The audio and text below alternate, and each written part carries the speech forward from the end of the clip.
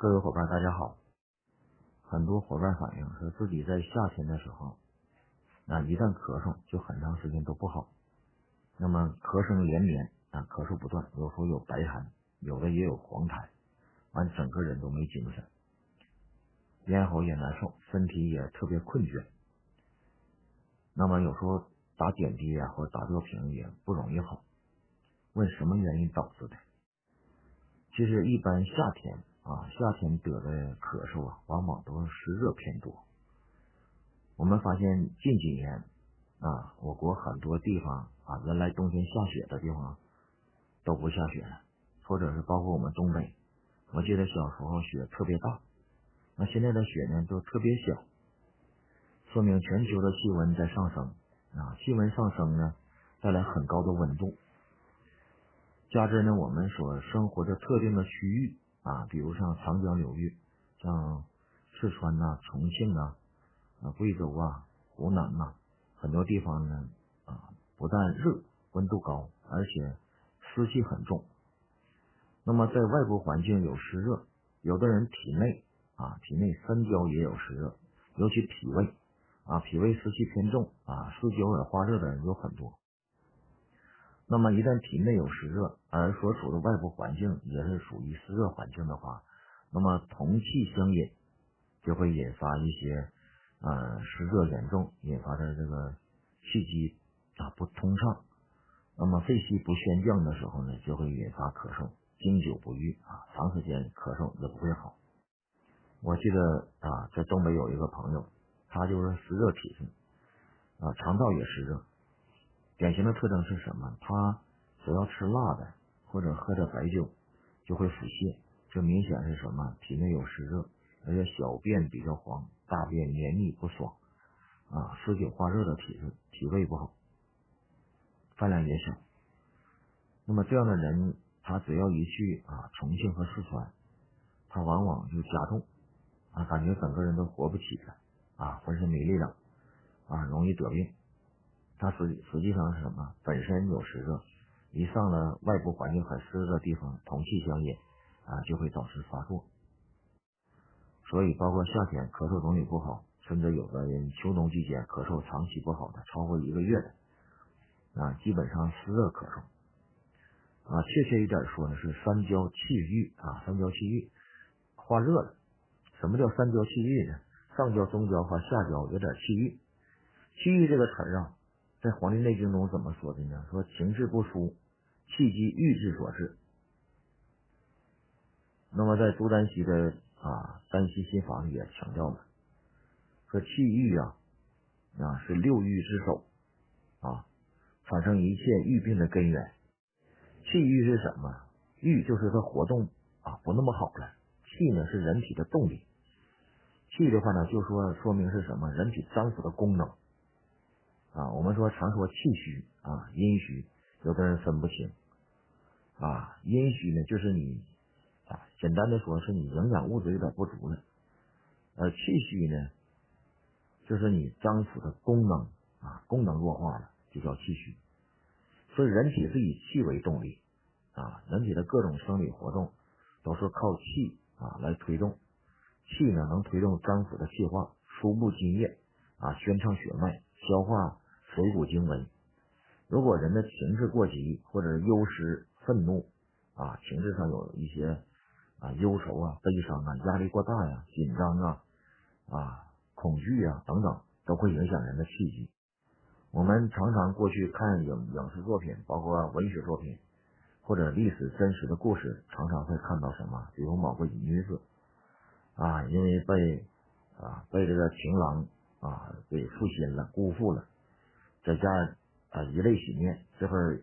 什么抑郁而终。有人就非常纳闷，说这个心情不好也能导致生命衰微吗？太能了长期处于抑郁当中，影响气机影响气机的宣化，最后导致气郁。气郁是6郁之首其实气郁的最根本还是肝郁。一旦肝气郁结，疏泄失常，气机郁滞那么就形成气郁。那么肝主疏泄，以气为用，气的疏泄受到影响，就会导致什么周身的气机和脏腑的功能这种调达通畅都会受到影响，从而影响什么？影响人其他的脏腑和机构导致人气机循环有障碍，疏泄不利，引发诸多问题。所以当你由于体内有湿热，或者外邪中也有湿热的话，你用了很多方子都不见效，那你就使用一下这个方子。这个方子主要治疗什么？就是湿热咳嗽。它治疗的方法是化湿清热导滞。我们用的是一个清代的名方王梦英的甘露消毒丹，用它来做基本方进行加减，对于湿热咳嗽效果特别好。你要想辨证是不是湿热咳嗽，你就看几点。一个是什么呢？咳嗽总也不好，长时间各种方无论风寒风热各种方还有痰热都用过了，就是不见效。第二点呢，就是胸闷头重，不愿意吃饭，因为湿热三焦湿热的话呢，脾胃一定湿热，脾胃湿热运化不利，一定会对饮食没胃口身体倦怠，咽喉也不利，小便比较黄，大便黏腻不爽非常不舒服。舌红是有热嘛，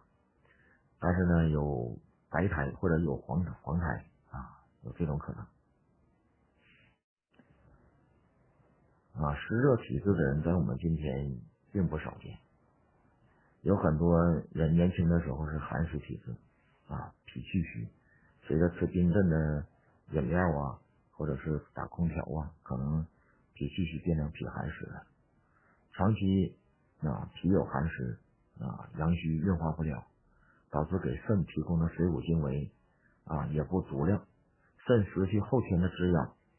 先天功能逐渐弱化，引起肾阳虚，这就是脾肾寒湿。长期脾肾寒湿中焦湿气过重，湿浊运化不了，湿久而化热引发什么？引发很多诸多问题。一是下焦会有湿热经常小便比较黄，然后肝胆，我们说脾运化失利的话，气机升降不了，导致什么？导致肝郁。我们说脾就会引起肝郁脾虚。肝郁的人少阳会有郁热有郁热的话，我们说少阳的郁热有时候不往下降少阳一旦郁热不往下降的话呢，胆火上逆有的人咳嗽以后就会化热，形成肺热。那么肝有郁郁而化热肝经湿热下注，会引起什么？引起下焦的湿热，有的人妇科病，包括男性的前列腺这个尿路感染的问题就会出现。但是这个人呢，可能先天就中虚脾阳虚的人，所以他本身有寒湿的同时还会有湿热。观察这部分人的特点就是什么？比如这个遇凉吃冰镇的东西或者是空调吹个肚子，遇凉则泻但你同时给他用附子理中丸给他补中虚的时候，去中焦寒气的时候，他还会受不了有的人严重了，比如艾灸一下会便血或者你经常给他吃附子理中丸，他还上火口干，然后脸色红然后这个个别人还有血压升高血脂粘稠，那这意味着什么？他体内还有热本身有湿热。那么联想一下，我们生活中脾肾寒湿的人是大多数，所以年轻的时候是脾肾寒湿，一般上了年纪以后，在寒湿基础之上，只要他稍微胖一些，他一定会有湿热了湿热带来的结果就是这些人会有心脑血管疾病，就是血脂偏高，有脂肪肝动脉硬化然后血压升高，心脏病也会出现一些。所以湿热为患，尤其湿热弥漫三焦，它引发的问题不仅仅是咳嗽。所以这个王梦英这个甘露消毒丹呢，用在湿热咳嗽上，不仅消除咳嗽，对三焦的这个湿热去除效果特别好。所以你吃完这个方子以后，会感觉身体不太倦怠效果比较好，吃饭比较香。那接下来我们看这个方子：杏仁10克，薏仁15，白蔻仁10克，藿香10克，茵陈15，花石20，通草10克，菖蒲10克，黄芩10克，连翘10克，泽贝15，色甘10克，薄荷2克，栀子10克，石碗30，桔梗10克，全胡10克。如果大便偏干麻料、全胡和桔梗加竹叶15，水红花子10克。如果便秘，加生大黄10克，紫菀60，枳实10克。如果喘大于咳，那么加麻黄2克。如果口干渴发烧，加生石膏30。那我们看这个方子，杏仁呢在这里开上焦肺气肺主水道嘛，肺气一顺的话呢，水湿这个逐流而下津液下随着津液下行，水湿随着津液下行了。杏仁有润肺止咳的作用，白蔻仁呢在这里辛香健脾化湿起到苏醒呆滞之气机恢复这个气机。薏仁呢，我们说健脾利湿的健脾利湿的，它主要是行下焦之湿热。我们看杏仁是开上焦，白蔻仁呢行中焦，薏仁呢通下焦，所以一般有妇科病湿多比较重的时候，我们放生薏仁，主要是通下焦。然后滑石、茵陈通草，主要是清热利湿黄芩呢、连翘配合泽贝母再加射干，清热解毒利咽。石菖母、白豆蔻、藿香、薄荷、芳香化湿浊，宣畅气机。这几个配合主要是清湿热清湿热，化浊解毒。这里放栀子呢，主要是清肺止咳、清热凉血说白了有炎症，加栀子相当于抗生素了，消炎。紫菀呢润肺下气，尤其有便秘的时候，我们加60克，主要是具有润肺通便的作用。桔梗这里的宣肺祛痰，全胡呢主要是止咳化痰。那么如果大便偏干的话呢，有可能热大于湿伤到阴了所以全胡不能放什么阴虚有热的时候不能放全胡，所以拿上全胡和桔梗，然后加竹叶和水红花子，主要是清湿浊，全都化热。如果便秘的话，加生大黄、紫菀和枳实。紫菀呢润肺通便，生大黄配上枳实呢有通大便的作用。如果咳大于喘，我们加麻黄，麻黄治喘嘛。如果口干渴发烧，说明胃火盛，加生石膏清胃火。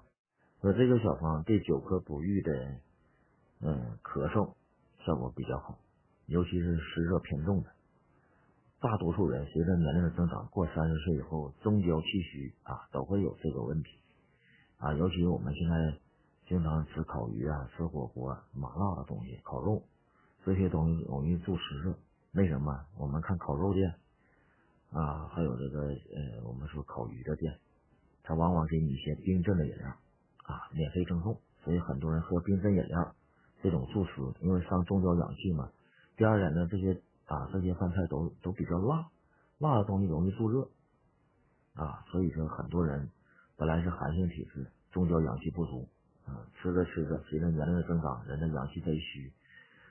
脾胃弱，所以呢寒湿人化热，有湿热体质了，完全有这个可能。那用这个小方呢，不仅是久咳不愈的咳嗽，而且对湿热的体质效果特别好。今天我们的请这个话题是过犹不及。过犹不及来自于《论语》，它指什么含义呢？就是事情做得过分了做得过头了，就像做得不够一样。说白了就是把事情做得太过了，什么事做太过了都不好。那今天我们举个例子，有这样一个女人，她自己离婚了带着女儿一起生活。由于之前在离婚之前被前夫伤害过，所以离婚，因此呢对男人呢都不太相信，从小就教育自己女儿说男人不可信经常防备男人，从而导致自己的女儿在成长过程中总是远离男孩和男人。母女俩就这样一起生活16年之后又发生了一件事加剧了这个母亲教育自己的女儿要防备男人。她发生了什么事呢？就有一次她陪女儿去医院检查女孩的月经问题，结果呢看到站在他们前面排队的有个女孩才16岁就得了尖蕊湿疣。这个尖蕊湿疣是一个比较难治的性病长在外面凸起就是难看很难好。所以当时的医生呢就很严肃的告诉这个女孩说，让你妈妈回家办个医保吧，否则将来这个花费会很高啊。这个尖蕊湿疣这个病比较难缠啊，非常难治。这个病呢而且容易复发，所以呢要做好长期治疗的准备。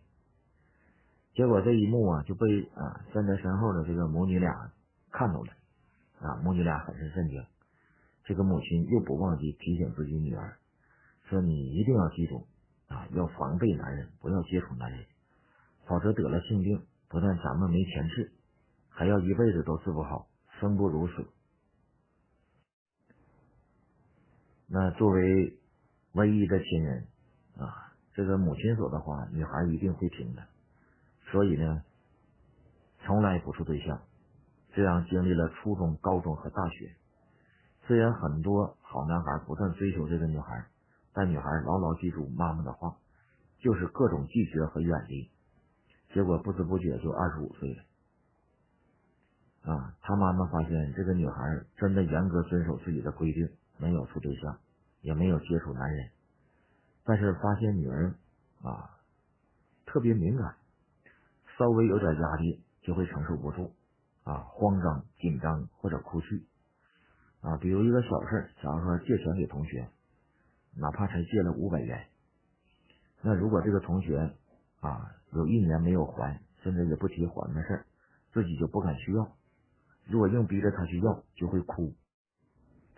而且总说自己想要像其他女孩那样也有一个男人来陪伴来保护，但是自己又特别害怕男人，因为自己母亲教育了很多年让他防备男人，所以就特别害怕。后来女孩上班了，上班一段时间以后，她又休假了，没法上班。为什么呢？因为只要工作压力一大，她就经常头疼，甚至跟同事中沟通交往也有一些障碍，无法适应。后来头痛特别严重以后经常休假，就去医院检查，发现没有实质性的病变，不是长了什么血管瘤长了什么胶质瘤没有，而是发现有焦虑症和抑郁症。女孩母亲发现这个问题以后也感觉和自己的规定和约束有关。她的过度紧张过度敏感，对男人的过度排斥，母亲的过度管束，导致女儿长期处于压抑自己的生活状态之中。其实人类只分男性和女性，这么分一定有它的道理。男女之间的关系既近又远，从出生开始男女在小时候有时候看不出性别来，因为太小的时候，比幼儿园还小的时候，男女孩头发剪短了几乎分不出来是男是女。到了青春期，男女之间的性别特别分明男女一看就能看出来。等到都变成老头老太太了以后呢，又性别模糊了。所以男女之间的关系就像中医的阴和阳一样，谁都离不开谁。这个母亲管束自己女儿不要乱接触男人是对的，但凡事过犹不及不是所有的男人都是坏男人，有的男人是好人，你也不接触，把自己割裂出来，完全脱离了正常的男女社会，影响了性别的认知发育，导致单一的雌性思维单极化发展。那么这种割裂式的教育带来什么样的后果呢？如果对女孩的话，影响会带来很不好的。第一呢，会导致生性胆小这种过度保护、过犹不及的管束，会导致女孩子胆子变小，性格内向做事呢过于谨慎，不敢出错。再一点呢，会导致过度自卑看到其他女孩和男孩有说有笑，玩得开开心心，而自己由于母亲的约束这个无法去和男孩子们一起正常交流正常说话可能说一句话或者是单独坐在一起都过度紧张，长期以往呢，导致自己滋生了自卑的心理。这种过度的割裂式的教育，单极化的发展导致女孩呢缺少领略男性思维那种魄力，男性的思维往往喜欢冒险，有战略，比较大胆，比较乐观豁达，但是长期活在女性世界，不接触男生，导致自己呢缺少主见遇事容易退缩，缺乏独立思考的能力。而这个女孩呢，由于处于母亲的过度保护之下导致自己呢什么事都询问母亲这种认知行为退化。虽然可能25岁了，但实际上心理年龄或社会年龄严重低龄化，像15、16岁的孩子一样，缺少那种成长磨练。其实有些感情经历，无论男女，该经历的终究有经历，甚至有些感情和恋情，哪怕是伤痛，你只有经历了才能长大。有的时候你觉得遇到渣男或者渣女伤害你，其实也不全是对方的原因，你没有一定的认知辨别没有欣赏对方的能力，才导致你这样的过错。凡是任何事情都不是一方造成的，都有双方共同的责任。人只有经历了伤痛才能长大，才能知道自己在社会上该怎样定位自己和发展自己，自己怎么为人处事，知道怎么接受现实承受压力，并且承受不理解和挑战人生的难处。社会上有坏人，但不是所有人都是坏人，防范坏人也不能一刀切，不要非黑即白，凡事要分开看。让女孩与男人接触，不仅仅是增加感情阅历，知道自己该爱什么样的人，同时也是认识男性世界的一种方式。同样，男孩接触女孩也是一个道理，这个世界只有男人和女人，彼此不接触，就不会懂得整个世界。到了该恋爱的年纪，就该接触异性，做好安全教育就可以，却不可以过犹不及的保护和管束，导致女孩的情感发育畸形，这样她累积的情绪无法宣泄出来，无法表达和释放青春期的激素，那么最终会不仅把自己的性格和认知搞出问题，还会把身体搞垮。记得上初中时，我们老师就说过，说为什么你们这些年轻人干活时有说有笑就把活干完了呢？因为男女搭配干活不累。那时候我们还年轻，就哈哈一笑，但是觉得老师说的对，因为男生在有女生的情况下干活就不感觉累。我想女生当时也是这么感觉的吧。英国著名心理学家西尔维亚·克莱尔博士说过，说这个世界上所有的爱都以聚合为目的所有的爱嘛，都是想得到对方，靠近对方为目的。只有一种爱以分离为目的，那就是父母对孩子的爱。父母真正成功的爱，就是让孩子尽早作为一个独立的个体从你的生命中分离出去，这种分离越早，你就越成功。所以凡事要符合规律，认同大自然的安排。女孩长大了，该分离出去就要分离出去。父母过度保护和溺爱留在身边，最终不是保护她，而是伤害了她，让她滋生各种心理和身体上的疾病。男女的生长发育和情感就像大自然的气候，天要下雨，娘要嫁人，都是自然规律，不要去违背，还是顺其自然为好。